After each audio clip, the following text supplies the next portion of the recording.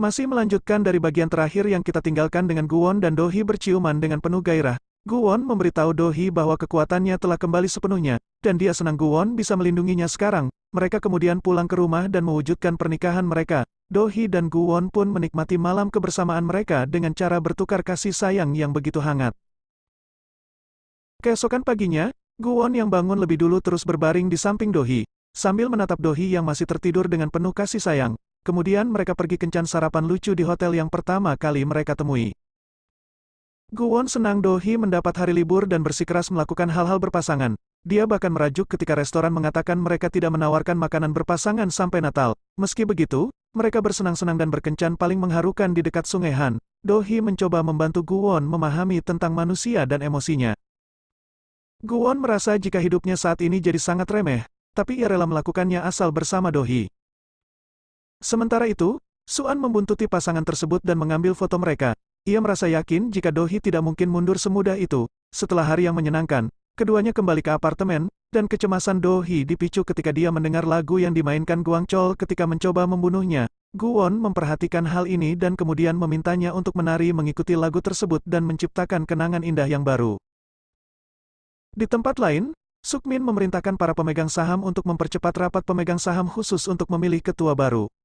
Dia mengatakan jika membayar mereka untuk menangani tantangan seperti itu dan tidak akan menerima jawaban tidak. Dia juga mengungkapkan bahwa dia berencana membuat Do-gyeon tidak merasa dirugikan, seperti saat Chon Suk mendidik Sukmin. Dengan begitu, Do-gyeon akan bekerja keras untuk bisa menaiki tangga tersebut. Dia bermaksud untuk memperbaiki Do-gyeon dan memanfaatkannya. Dalam perjalanan pulang, Do-gyeon menerima pesan di handphone keduanya, dan dia berbohong kepada ayahnya jika handphone itu ditujukan untuk perempuan dan berjanji untuk menangani masalah tersebut. Di saat yang sama, Sukmin juga mendapat pesan. Kami juga melihat pria lain bersarung tangan hitam membaca pesan. Pesan tersebut berasal dari seseorang yang disimpan nama kontaknya sebagai eksekutor, menanyakan mengapa penerimanya diam dan apakah mereka telah mengabaikannya. Kita juga mengetahui melalui kilas balik bahwa Sukmin melihat ibunya pada malam dia mengalami kecelakaan. Chon Suk membasuh dirinya dengan panik di kamar mandi, berkata dia harus membersihkan dirinya dari dosa-dosanya. Sukmin yakin ibunya membenci dia dan keluarganya karena dia melihat dirinya dalam kegelapan. Dia mengklaim Chon Suk membenci darahnya. Keesokan harinya, Do-hee dan suaminya terbangun dalam suasana hati yang baik, namun kebahagiaan mereka tidak bertahan lama setelah menerima panggilan telepon dari Dajong. Dia memberitahu Do-hee bahwa Sukmin mengirim surat agar Do-hee menyerahkan warisannya secara sah. Guwon meminta Do-hee untuk memikirkannya dan berjanji untuk melindunginya saat dia sudah sembuh total. Dia bersikeras dia perlu menandatangani surat untuk menikmati kedamaiannya. Dia bahagia akhir-akhir ini dan berpikir itu adalah harga kecil yang harus dibayar jika dia bisa mendapatkan ketenangan pikiran. Guwon menyarankan agar mereka menemukan si pembunuh terlebih dahulu sebelum Do-hee menandatangani warisannya. Guwon merasa jika Do-hee akan menyesalinya dan hidup dalam ketakutan jika dia menyerah sekarang. Do-hee setuju tapi mengatakan melihat pelakunya tidak akan mengubah pikirannya. Sayangnya, Guwon mencoba menggunakan kekuatannya untuk melacak Guang Chol tapi gagal. Dia hanya menyimpulkan bahwa dia tidak harus dikenakan biaya yang cukup, dan mereka memutuskan untuk mencoba lagi nanti. Seok-hun mengunjungi Do-hee dan meminta untuk berbicara secara pribadi dengannya. Dia bertanya mengapa Do-hee bertingkah di luar karakternya sejak dia bertemu Guwon. Dia juga khawatir bahwa dia akan menyesali keputusannya, tapi Do-hee meyakinkannya jika keputusan ini yang terbaik dan berterima kasih padanya. Dalam perjalanan keluar, Seok-hun memanggil Guwon ke samping dan bertanya apakah dia vampir. Guwon membalasnya dengan candaan dengan mengatakan Seok-hun mungkin tertarik padanya karena dia terlalu memperhatikannya. Mereka berbicara lebih banyak, dan Seok-hun bertanya mengapa Guwon memperjuangkan warisan itu sementara Do-hee menyerahkan segalanya. Guwon meyakinkannya bahwa dia bersedia dan tidak akan membiarkan Do-hee menyerah begitu saja. Sayangnya, mungkin sudah terlambat karena Do-hee menandatangani surat-surat tersebut dan meminta Dajong untuk ikut minum bersamanya dalam perayaan. Di tempat lain, polisi terus melacak pelakunya setelah mendapatkan sketsa wajah dari Guwon.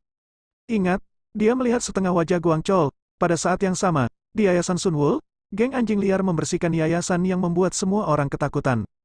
Melihat ini, Bok Gyu pun menelepon Guwon memintanya untuk mengusir para geng itu. Dia pun bergegas menuju yayasan. Guwon memerintahkan anjing liar menggunakan sketsa tersebut untuk menemukan Guang Chol. Dia juga memperingatkan Gayong untuk tidak ikut campur dalam urusan pribadinya, dengan mengatakan itu adalah takdirnya dan dia tidak akan meninggalkan Do-hee dengan cara apapun. Saat malam semakin larut, Do-hee dan Dajong mabuk dengan minum soju. Mereka berbicara tentang pengorbanan mereka dalam hidup dan terikat pada pengalaman bersama. Setelah minum begitu banyak, Do Hee menelpon Gu Won untuk menjemputnya. Dia terkejut menemukannya mabuk dan mencoba menghentikannya dari alkohol. Dia juga menelpon Bok Gyu untuk mengantar Da Jong pulang. Ini terbukti sulit, membuat Bok Gyu frustasi tanpa henti. Satu-satunya hikmah dari pengalamannya adalah dia menyadari bahwa bulan purnama hampir tiba. Sebelum pulang ke rumah, Do Hee meminta Gu Won untuk menggendongnya sepanjang jalan, dan dia menurutinya. Do Hee terbuka kepada suaminya dan mengakui dia merasa sangat bahagia. Namun, dia merasa sedih terhadap Chon Suk karena dia tidak bisa memenuhi keinginan terakhir wanita itu.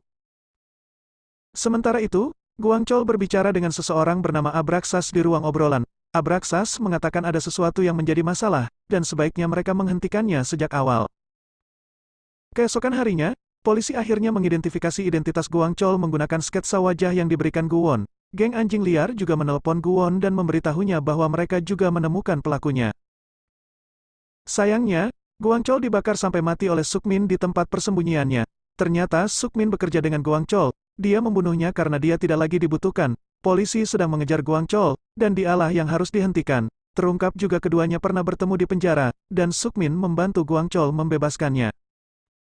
Melalui kilas balik, kita juga mengetahui bahwa Chon Suk mengetahui Suk Min membunuh seseorang lagi, dan dia menyalahkan Suk Min atas perbuatannya. Setelah membunuh Guang Chol, Suk Min membakar sarung tangannya. Pada saat polisi tiba, mereka menemukan mayat terbakar tak dapat dikenali dengan pisau di dada.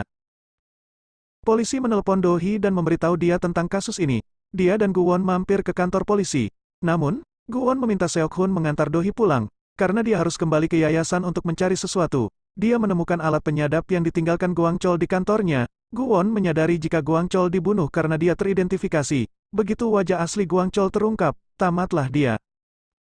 Gu Won menyimpulkan dalang sebenarnya masih ada di luar sana, dan mereka harus menemukannya. Dia meminta Bok Gyu untuk melacak alat penyadap tersebut dan melihat apakah itu akan mengarahkan mereka ke pelaku sebenarnya. Bok Gyu memintanya menunggu beberapa hari lagi hingga bulan purnama dan mendapatkan kembali kekuatannya. Dia khawatir Gu Won akan terluka lagi tanpa kekuatannya. Bagaimanapun, dia sekarang hanyalah manusia biasa.